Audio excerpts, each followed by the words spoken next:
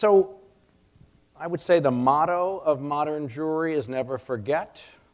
And it's so interwoven with you, with your work, with your life. And you say that the scene of the Gestapo knocking down the door, what happened in your Vienna apartment is seared in your memory. Yes. And I certainly believe you. But as anyone who knows you knows, you are an exceptionally optimistic. I'm delusionally optimistic. Delusionally optimistic. That's a mechanism of defense. Considering that you've spent your life focused on memory, I want you to explain to us why you weren't more traumatized by being a victim in some fashion that you were. It's completely fascinating. I was really quite seriously traumatized. You were? Yes. And I do think back of those moments, but it affected every aspect of my life.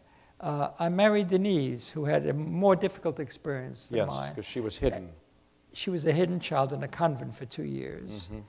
And no one except the Mother Superior, maybe one other person, knew that she was Jewish. Right. And why did Denise and I bond? Why have we had such a wonderful marriage for 60 years? We both underwent a similar trauma.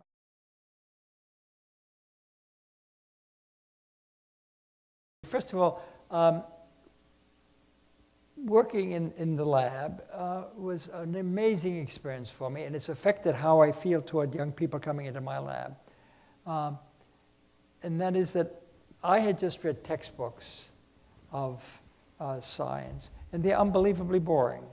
And in the lab, it's so different. You think about ideas, you gossip, you work with your own hands, the sensual pleasure of working with your own hands. Every once in a while, you have a crappy idea of your own. It's just really wonderful to do this. And most people don't realize how enjoyable it is. Exactly. And how the group activity is pleasant. We have in the center of our lab sort of a conference room, lunchroom. And you can go there any hour of the day and night. There's somebody having, a sandwich or something, eating, gossiping with somebody else or talking science there. It's a way of life. And what did you do?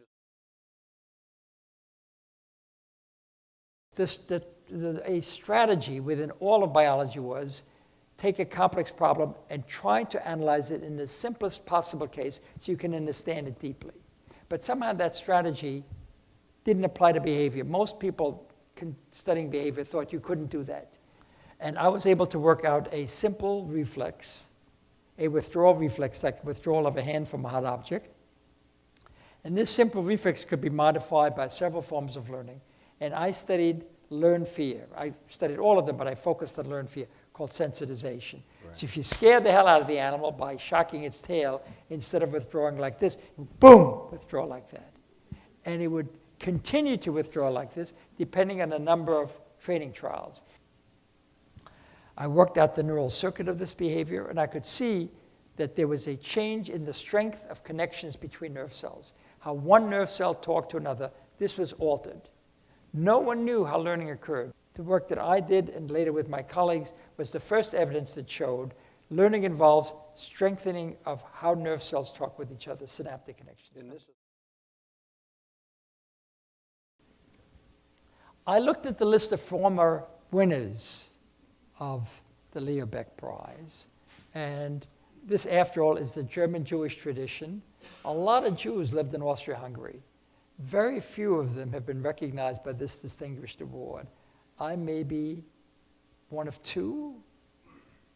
And, why is this so? And I said to myself, it actually is quite interesting because the German Jewish tradition and the Austro-Hungarian, Czechoslovakian Jewish tradition are really quite different. And you see this in Leo Baeck's writing, very rational, very thoughtful. There is no mystical element there. The Austrian tradition, very much influenced by Galicia, by the Polish, has a Hasidic strain, a mystical strain in it, and it deals with irrational elements.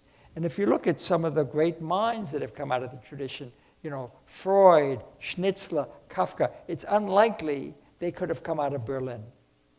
They have a way of thinking that I think is really quite characteristic. So I think it's interesting. Yeah. When you think of the Jewish tradition, it's not, well, Beck makes this point. There is no single philosopher. There is no single great mind. It's brought together from many different, almost contradictory traditions. And this is really a major theme that emerges.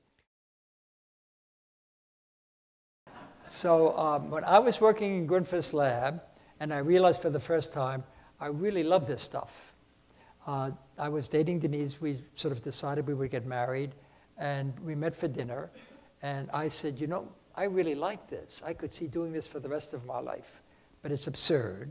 You and I want to get married. We want to have children, but you don't have any money. I don't have any money. You know, I've got to go into private practice. He said, absurd. Money is of no significance. I should tell you, she has not repeated that often since.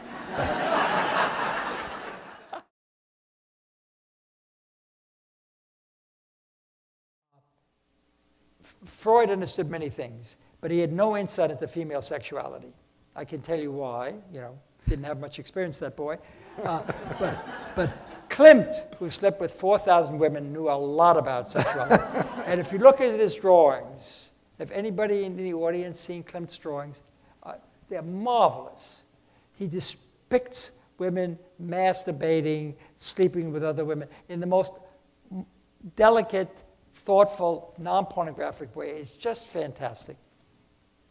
And he has a painting called Judith and Holofernes, in which he shows that not only can women enjoy sex as much as men, which the drawings show, but that women can fuse aggression with sexuality. Judith is the one that cuts off Holofernes' head. He was the guy who had a siege around the small town in which she lived in. She broke out through the troops, found him, you know, got him drunk, brought him back to his tent. They had sex together. He was exhausted from drinking and sex. She cut off his head. That's depicted repeatedly in Western art. This woman doing this horrible deed. Klimt has her fondling his head in the corner of the painting, this half undressed in a post-coital trance. So how do you fuse aggression and sexuality like that? We now know the hypothalamus has a region that is concerned with eroticism. It has a region concerned with aggression. And there's a 20% overlap. Some cells can participate in one or the other. If these cells are excited weakly, they're recruited for eroticism. If they're excited strongly, in aggression. So we're beginning to get really amazing biological insights.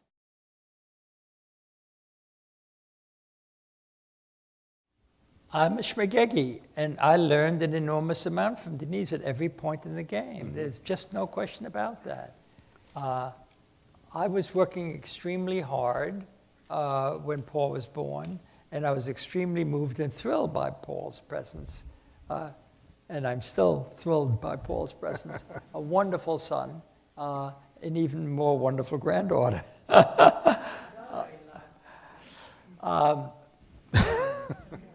But I was so busy with my own research that I didn't pay as much attention to him by a fraction as I should have. And Denise brought me to reality and made me a slightly better human being than I would have been otherwise. Right.